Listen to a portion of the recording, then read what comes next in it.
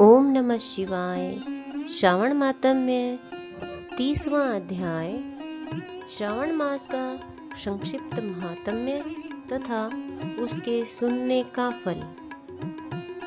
भगवान शंकर बोले, हे वत्स, श्रावण मास का जो महात्म्य मैंने तुम्हें बताया है, उसे यदि कोई 100 वर्ष तक उसका वर्णन करता रहे तो भी वह पूरी तरह नहीं कह सकता।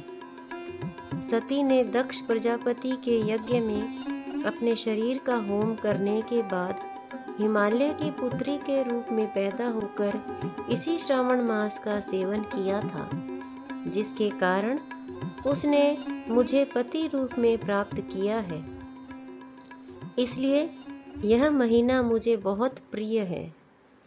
इस महीने की यह विशेषता है कि इसमें न अधिक ठंड पड़ती है और न अधिक गर्मी पड़ती है। इस माह में राजा और प्रजा दोनों को अपने शरीर में वैदिक मंत्रों द्वारा सफेद भस्म लगाने चाहिए या जल मिश्रित 12 त्रिपुंड मस्तक, छाती, नाभि, दोनों भुजाओं, दोनों कुल्हों, दोनों कंधों, सिर, कंठ और पीठ में मांस के इस मंत्र से धारण करते हैं। सद्योजातादि इससे या षडक्षर मंत्र से सर्वांग में भस्म लगानी चाहिए। शरीर में 108 रुद्राक्षों को धारण करना चाहिए।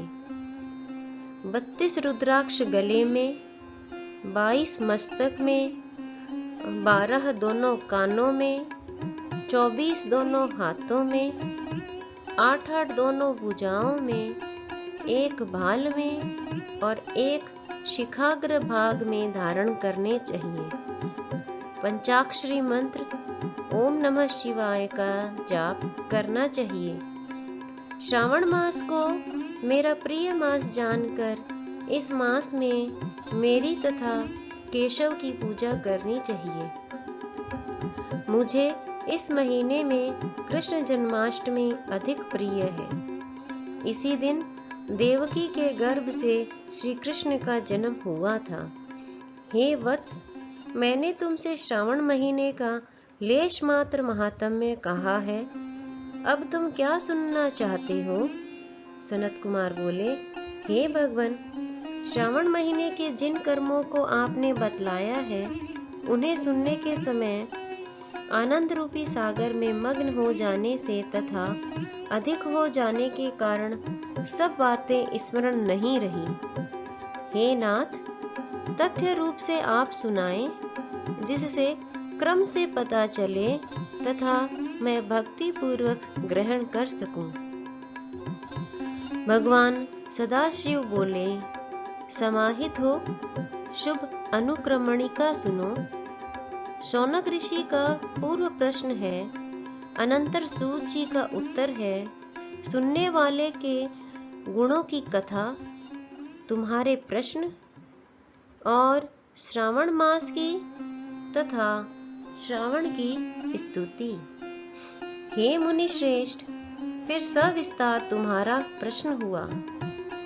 तुम्हारे द्वारा मेरी स्तुति, नाम निर्वचन आदि सहित हुई। फिर उत्तर क्रम से, जिसमें सब उद्देश्य है। विशिष्ट तरह से तुम्हारा प्रश्न नक्त व्रत, रुद्राभिषेक तथा लक्ष्य पूजन विधान, दीपदान महात्म्य, किसी प्रिय चीज का त्यागना, रुद्राभिषेक का फल, रुद्राभिषेक का पंचामृत से फल, भूमि शयन तथा मौन व्रत फल, धारण पारण विधि, मासोपवास कथन, सोमख्यान में लक्ष्यवर्ती विधि कथन, कोटिलिंग विधान, अन्नोदन व्रत कथन, हविष्यान भोजन, पत्तल पर भोजन, शाक त्याग, भूशयन, प्रातःकाल स्नान, दमशम कथन, स्फटिक आदि के लिंगों की अर्चना,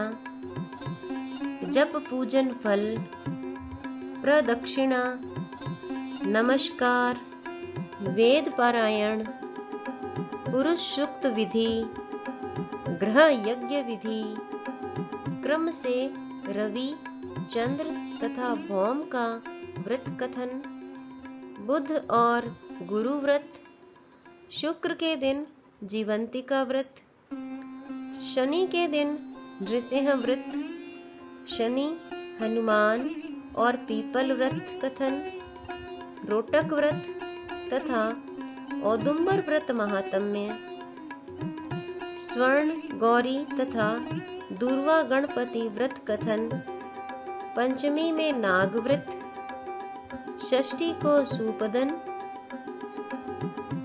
सप्तमी को शीतला व्रत तथा पवित्रारोपण विधि, नवमी को दूर्वा कुमारी पूजा, दशमी को आशा व्रत, एकादशी दय व्रत, द्वादशी विष्णु प्रीत्यर्थ पवित्रारोपण, त्रयोदशी को कामदेव व्रत, चतुर्दशी को शिव प्रीत्यर्थ पवित्रारोपण, पूर्णिमा को उपाकर्म उत्सर्ग तथा श्रवणी कर्म विधि, सर्प बलि, हयग्रीव जयंती महोत्सव, सभादीप, रक्षाबंधन तथा गजानन का संकट नाशन व्रत, कृष्ण जन्माष्टमी व्रत एवं कथा विधि, पिठोर व्रत, पोला संज्ञक वृषभ व्रत, दर्भ संग्रह, नदियों का रजस्वला काल,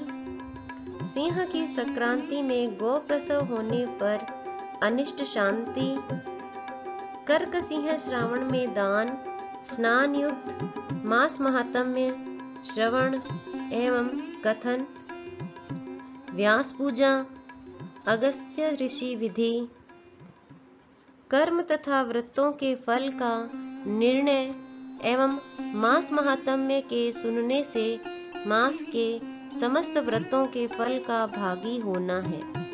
हे सनत कुमार, तुम अपने मन में इसी क्रम को ग्रहण करो। जो प्राणी इस अध्याय का श्रवण करता है वह पूरे मास के व्रतों का फल अनायास ही प्राप्त कर लेता है।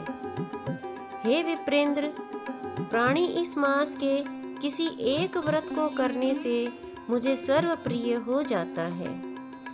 सूत जी ने सोनकादि ऋषियों से कहा कि हे ऋषि वृंद, सनत कुमार श्रावण मास की स्तुति करके और देवाधिदेव भगवान श्री सदाशिव का अपने मन में स्मरण करते हुए उन सब ऋषियों की आज्ञा लेकर अपने आश्रम को चले गए। इस अद्भुत रहस्य को आप भी हर किसी से न कहना। यह तो आप सबको उचित पात्र जानकर ही मैंने प्रकट कर दिया। इसी के साथ श्रावण महात्म्य का 30वां अध्याय पूर्ण हुआ और साथ ही संपूर्ण महात्म्य भी पूर्ण हुआ। ओम नमः शिवाय।